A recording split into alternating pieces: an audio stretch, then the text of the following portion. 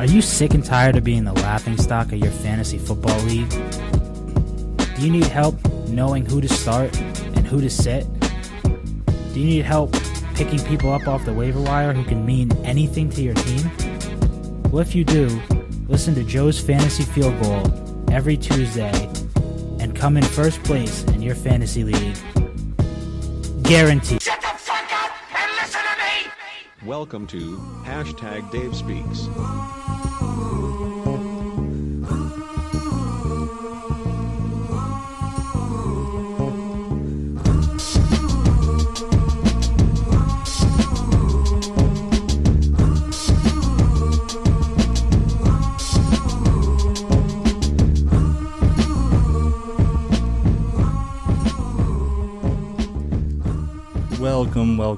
Welcome back.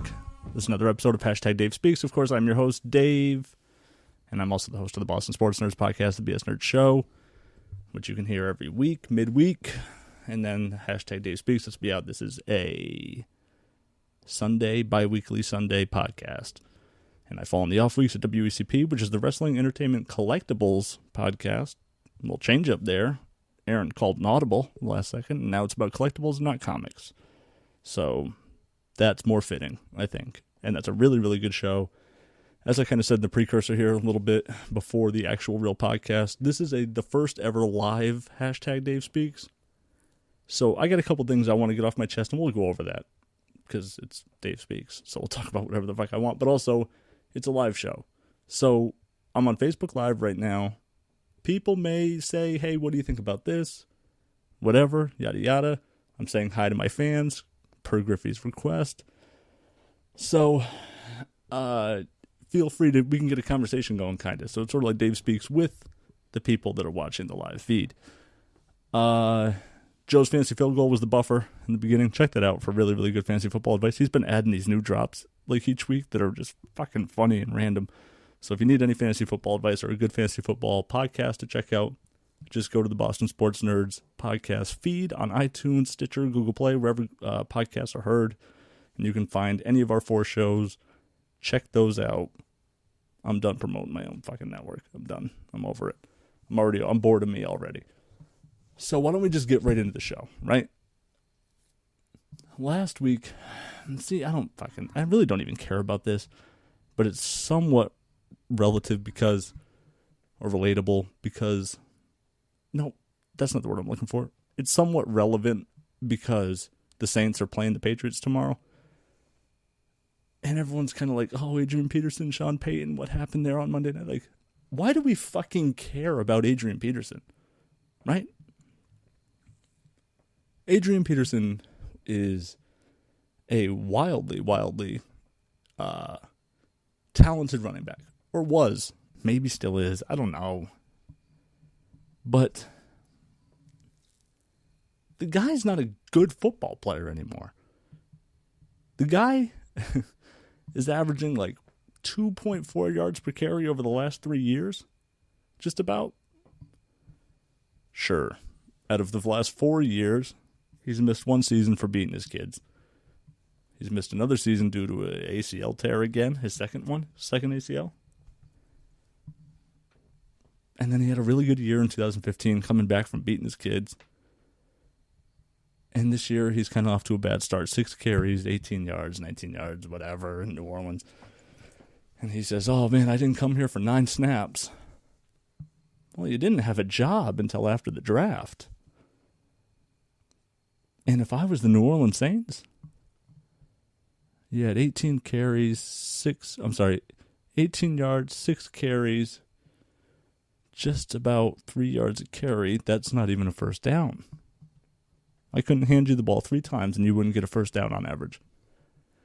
And the kicker about the whole thing is that he had a 9-yard gain to start the game. So he had 5 carries for 9 yards after that. Not even 2 yards a carry. The guy's not that good. And I know he got a 9-yard gain to start the game. Congratulations. He got a 9-yard run. Here's some weird numbers about Adrian Peterson that you might already know. You might not care. They might not mean anything to you. But he hasn't gotten 100 yards in 630 days. Like calendar days, like actual full days, not like days in The Sims. You know what I mean? Not video game days, not Madden weeks. 630 days since he's gone for 100 yards. That's 90 weeks. Okay. Taking him 90 weeks. That's just over 15,100 hours. So, the 15,100 hours doesn't sound as bad as 630 days, which is weird to me. I feel like it should be the opposite. He has ran for 100 yards once in 657 days. So 27 days prior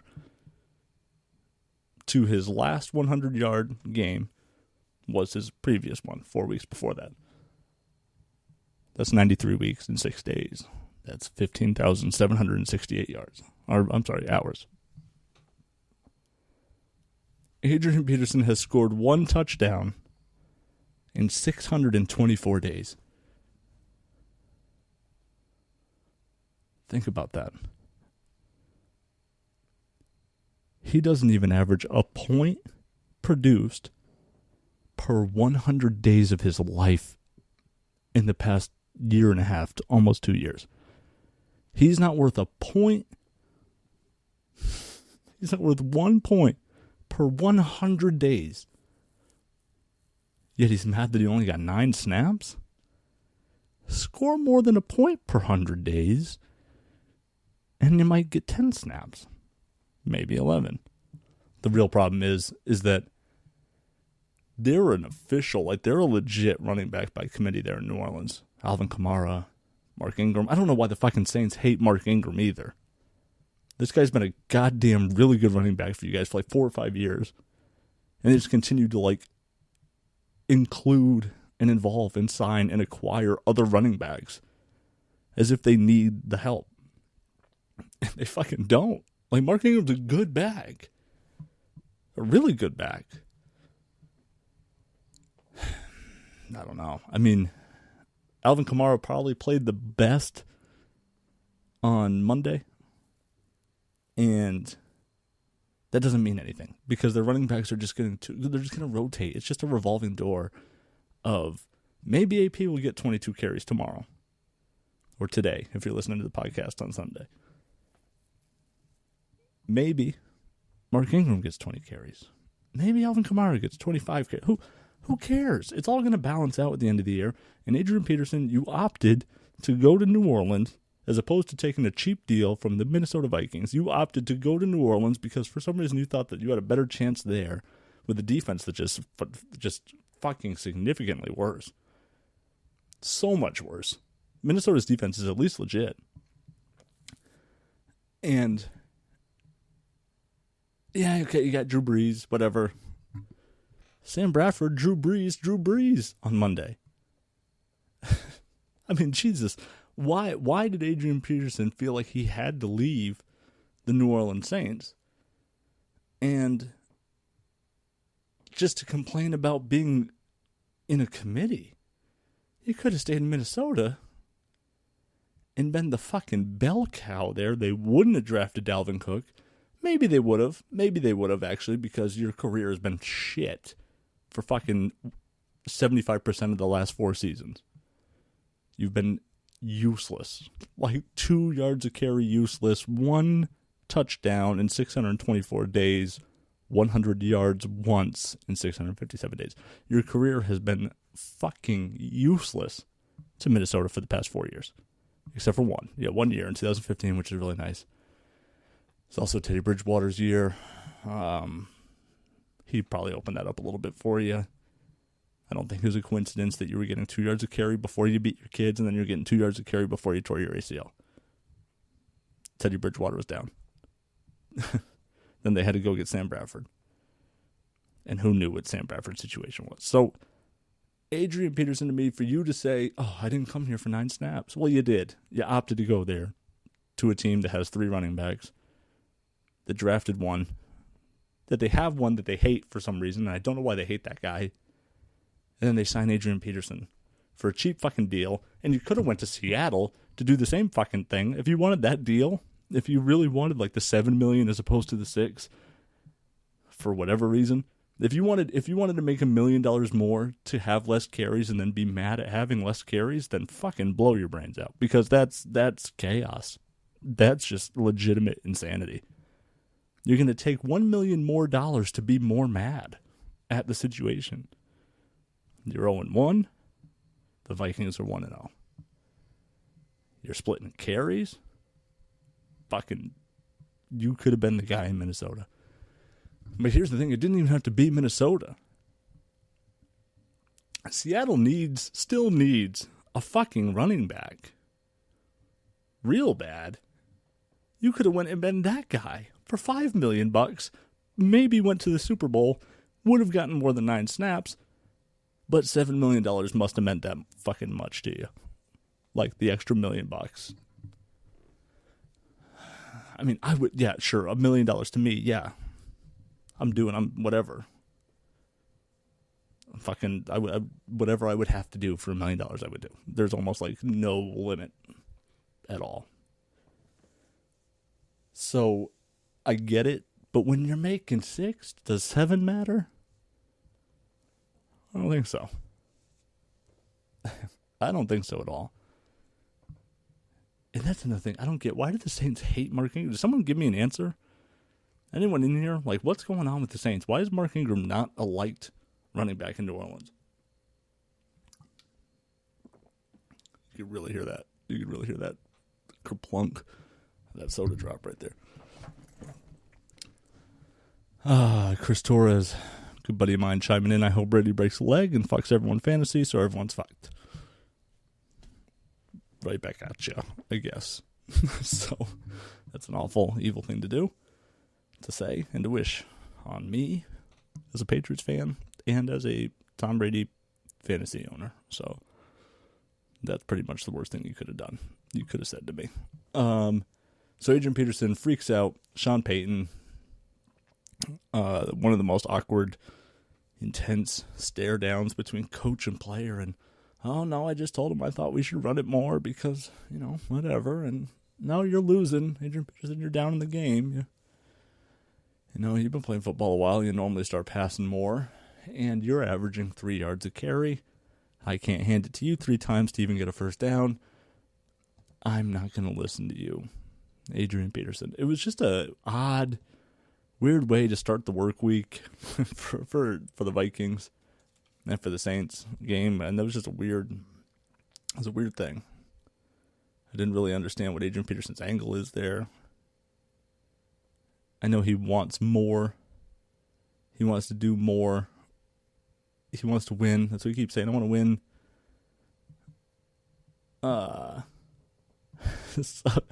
Kevin is at a wedding right now.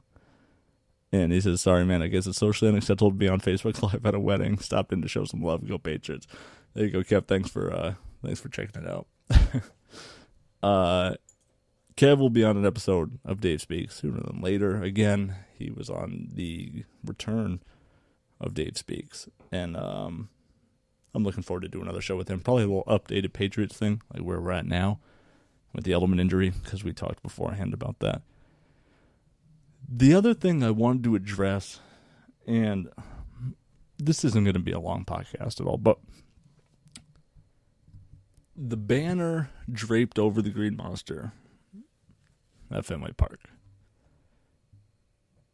If you listen to the Boston Sports Nerds podcast, the most recent episode, which is adequately named 1 Nipple Grip and 27 Banes, and you're going to have to listen to the show to understand why it's called that. We do a segment called Bach Talk, right? We do it almost every week. And we did a Bach Talk about Adrian Peterson. And I was actually in the bathroom while they were having that conversation. So this Dave Speaks is probably a lot like whatever was said on the Boston Sports Nerds podcast. But we come back from that. We're talking about a couple other things. my man Katie Reports chimed in with some news coverage. So we had got his call, got his coverage. And then Joe reads from Bleacher Report, fans ejected for draping a banner over the Green Monster that reads, "Racism is as American as baseball." And we all were floored. Like, wow, that's awful. You know, what a horrible thing to say. What a great. Last thing Boston fans need right now is this fucking thing, you know? And it really bothered me. Like, I was really uncomfortable, like, soaking that one in. Like, even driving home, I'm like, oh, the fuck, right? So the next day, of course, that's water cooler talk. You know, hey, did you see the banner? You see what happened at Fenway last night? And we're all talking about it, and we're like, oh, that's disgusting. It's awful. You know, it's the worst. And then it starts to dawn on me, and I walked away from the conversation, get back to work, and I started thinking, I'm like, what if we're misunderstanding what he meant? And this has been confirmed. So I'm not saying like, oh, guys, what if, like, oh, we're reading this whole thing. I don't mean it like that. The guy's already said what he meant by it. So, but I started thinking, I'm like, what? Because that'd be a pretty dumb thing to do, right? I mean, not that it wouldn't happen. Fucking Charlottesville, Virginia happened. So, you can have pretty loud, racially driven, socially unacceptable messages forced down your throat. It happens, unfortunately. But I start wondering, like, what if the guy meant, like, hey, America has a racism problem? And by saying it's as American as baseball means, and this is directly what the gentleman who was, I guess, behind the banner, and I don't have his name off the top of my head, but whoever was behind the banner basically kind of left it like, baseball is such a part of American history, much like racism is. And he wasn't saying it, like, when I first heard it, when Joe read it, that shit hit me like, hey, minorities, racism's here, it's American, fucking deal with it. Like, that's how I took it, was like, hey, like, you don't get to complain about it, you fucking choose to be here. It's as American as baseball, so racism's fucking accepted. Like, that's how I took it, and that's why I was like, God, that is fucking evil. Like, that is awful. But it's not like that. And what he was saying is, like, we can't continue to go on and say, like, there's not an issue. Or, yeah, but, or, you know, he shouldn't have ran. Or he shouldn't, like, I mean, there are some situations, obviously, like, where the cops look worse than they really are. And then there's some situations where the cops are worse than they look. You know, if that's a good way to put it, I don't know. But each situation is circumstantial. And I don't believe in broad strokes like that. I think when people start saying, like, oh, cops are out to kill us. Like, no, not all cops. But I understand the notion. Like, I get it. I get where it's coming from because it's all over the place. And how could you not feel that way? Like, how could people not feel like there's a fucking thing happening here? Injustice is just through the roof. Like, if injustice was a stock I could buy, I would. Because it's just so all-time high right now. And it might not even be right now. That's the thing. That's the fucked up thing about it. Social injustice isn't at an all-time high right now. I'm mad at myself for saying that. We're at an all-time awareness. of it right now. Let me clean that up. It's not at an all-time. I don't think it's worse than it's ever been. I think we just know how bad it is. More so than we did. I don't even think we get it. Like, as a white person, I still can't say I understand it. Because it's even deeper than what I see on Facebook Live and on Twitter and on Instagram stories. It's deeper than that even. And, like, that's the shit that, what that banner was saying is, like, racism is as American as Facebook Live. Racism is as American as this podcast. It's as American as fucking cheeseburgers and hot dogs on the 4th of July. Because it's a part of what is real. Like, we can't keep saying, no, it's not that bad. Or, yada, yada, yada.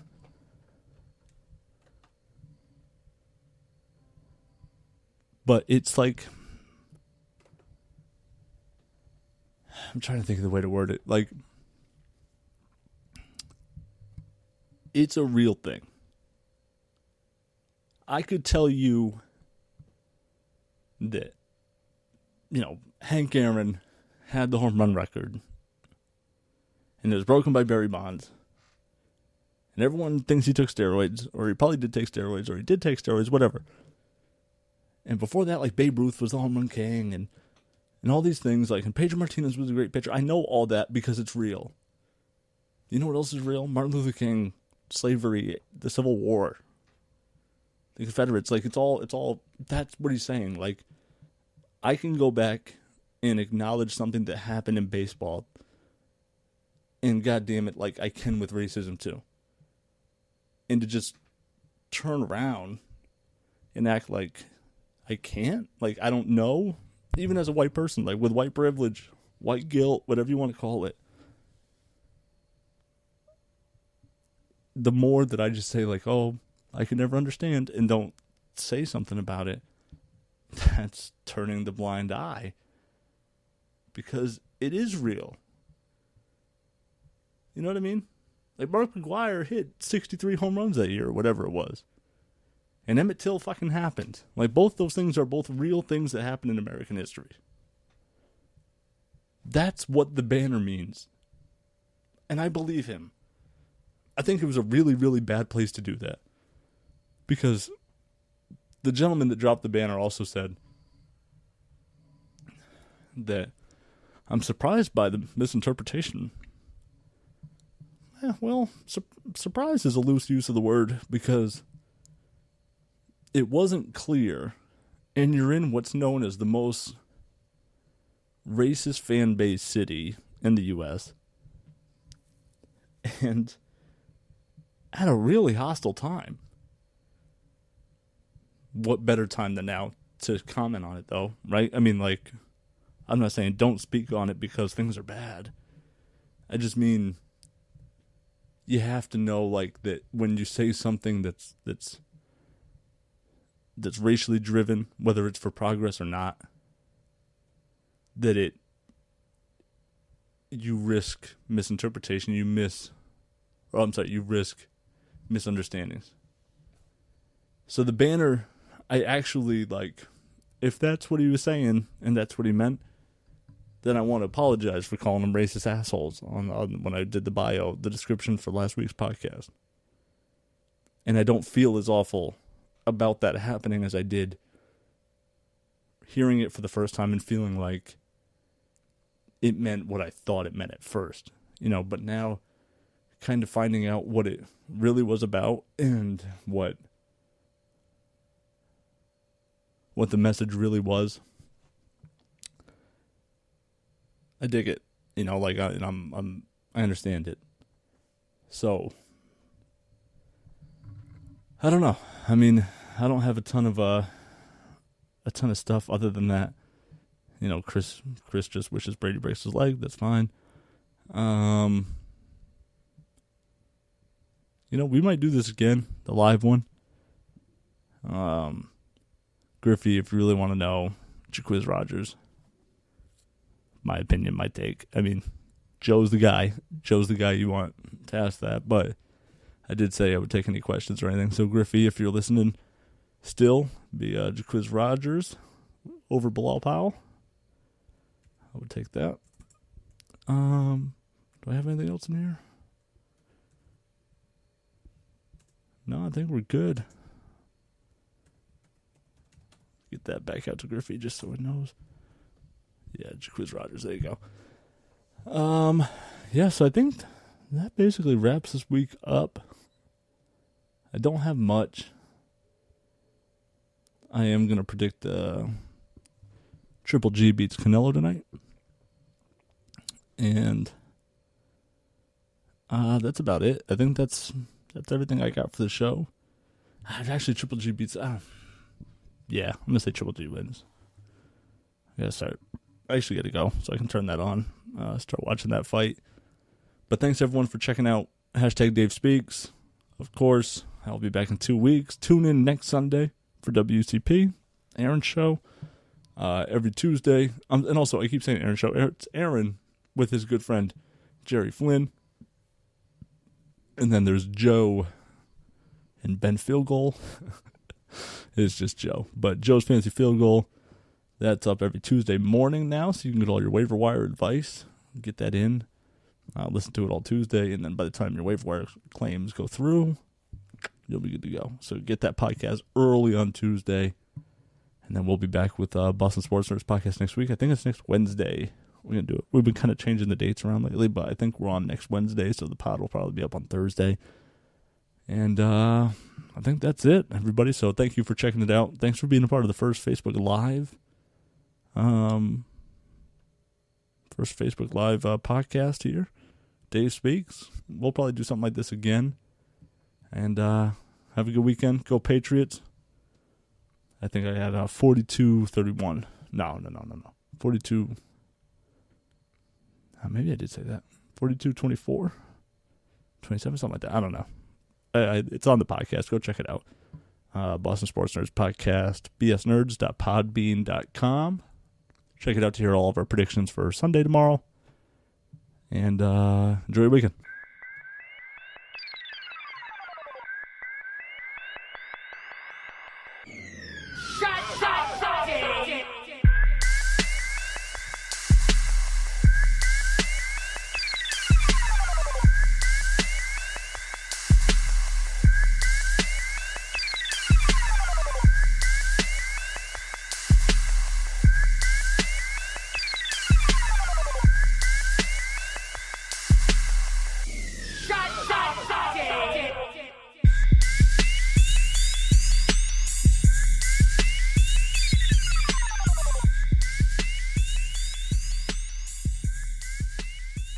Shut up,